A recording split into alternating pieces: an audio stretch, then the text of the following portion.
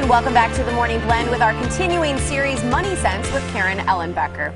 Well, there's still plenty of time before your taxes are due, but there are things that you should be doing right now that could save you money. It's that time of year, and Karen Ellenbecker with Ellenbecker Investment Group is here with 6 things to help. This is a great topic right now. Yeah. Nice to have you, Karen. Yes, thank you. Welcome back. Thank you. Okay, so the thing you say is, first of all, get organized. Right. Well, you know, the thing is so many people leave money on the table because they have a whole year behind them, 2013, and they forget all the things that they did, maybe that they accomplished and were successful, but those things that maybe they tried and they didn't work, some of the hobbies and some of the different things like that. So don't be afraid to get organized, figure out what you've done, and talk to your tax preparer about them. Sometimes we just think, oh, that's not really important. Some of the medical issues.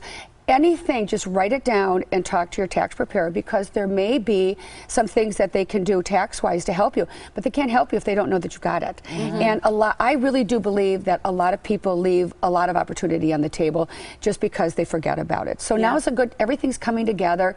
It's a good time to start looking at it. And then I always say, get a folder started for 2014 so you don't forget, or keep a book of things that you did that you can go forward with. Yeah, and some of these things are a hobby that you mentioned that generates income or losses, could make you eligible for deduction, home improvements, and charitable contributions. Then you say contribute for number 2, the maximum to your retirement account. That's another thing you can do. Yes, so many people. Are we past doing that? Well, is that for 2014? What you want to do is you want to do it for 2014. Okay. It won't help you in 2013, but now if you're looking that you've gotten some raises and your taxes are higher, then we all think we pay too many taxes anyways. But if your taxes are high, now's a good time to think about how much you're putting into your 401k. So you want to, if you can, do the maximum. And most people just set it up a long time ago and they've, set it up and forget it. But you really can't. And I always talk to my clients about doing your maximum there, but also being very aware of opportunities that you might have. So many companies now have Roth contributions, and it might make sense that you do 50% of your contribution into your tax deferred and 50% of that contribution into your Roth, because so many people don't have the opportunity to contribute to a Roth IRA. So figure out what your benefits are. That's another thing I didn't even put on the list for you. Benefits.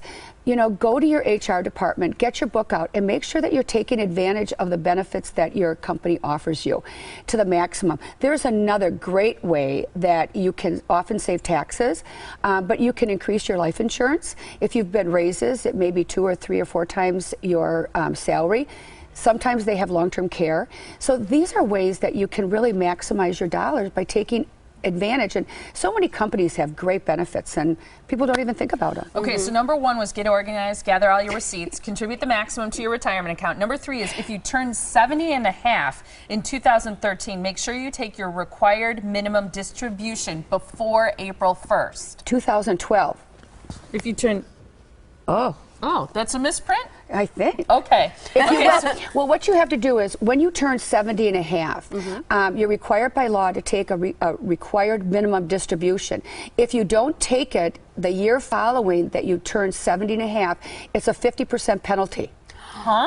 50, no so way. you 50%. So if you were required to take out $10,000 or $5,000, half of it goes automatically to the government.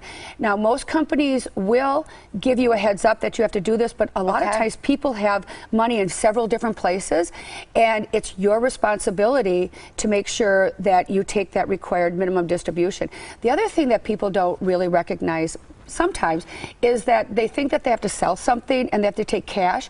You actually can move an investment, so if you have to take out $5,000 and let's say you have a fund or an investment, a stock worth $5,000, you can literally move that stock into your own individual account. And you got to pay tax on it, but you don't have to sell it. So, and another strategy would be to take something that's very low that you think is going to grow, because now you're taking it out, paying tax on a lower value that will grow in your own individual account. So everything has a strategy. It's just really thinking about it. What's the best tax consequences and what's the best thing for you? If you don't need the money, leave it in the investment, but you got to pay tax. Unfortunately, you got to pay tax. Yeah. We only have about a minute left, so I want to get through the last 3. Number 4, if possible, increase your contribution to your 401k. If you're under 50, you can contribute $17,500, and over 50, $23,000. This comes right off your taxable income. Yes. Okay. Yep. Same thing that we said before. You know, a lot of times people get stuck that they've said, well, I'm only going to contribute 2%. They've gotten raises, years have gone on, they've never increased that. So actually take a look at what you can contribute. The next one, if you do not work or do not have a retirement plan at work and your spouse earns either $5,500 or $6,500 depending on your age, you can make a contribution to an IRA. This is for all my lady friends in the audience. I can't tell you how many times a couple will come to retire and they're looking at it and the husband has this huge retirement plan and the wife said, I never work, I never contributed, I don't have one. And they could have been contributing all those years to a plan for themselves so that they actually have some money saved. So if your husband is working, if he makes over the $5,500, if you're under 50 or 65, if you're over 50, you can contribute to a Roth IRA, to an IRA and start something for yourself. Mm-hmm. And it's a good idea. It's wonderful. And don't double pay on any investments where you reinvested the dividends, you say. Yes. Well, if you sold something last year in 2013, you want to make sure that you're looking at the true cost basis of if it's in your own individual name, not an IRA. Because if you've been paying tax on those dividends every year, reinvesting, and you don't build that into your tax consequences, you could be paying twice. You paid every year and then you paid again. It's good information. It's very complicated for people. So if you have questions, be sure to ask your tax preparer. Don't take it for granted that they know that what your tax deductions are or that they know everything about your personal expenses. For a free copy of 2014 tax planning, you can call this number right now. It's 262-691-3200 or you can email info@ellenbecker.com. You can watch Karen's appearances to learn how to maximize your paycheck in retirement. She's on this show 2 Tuesdays each month. You can also catch her on the radio.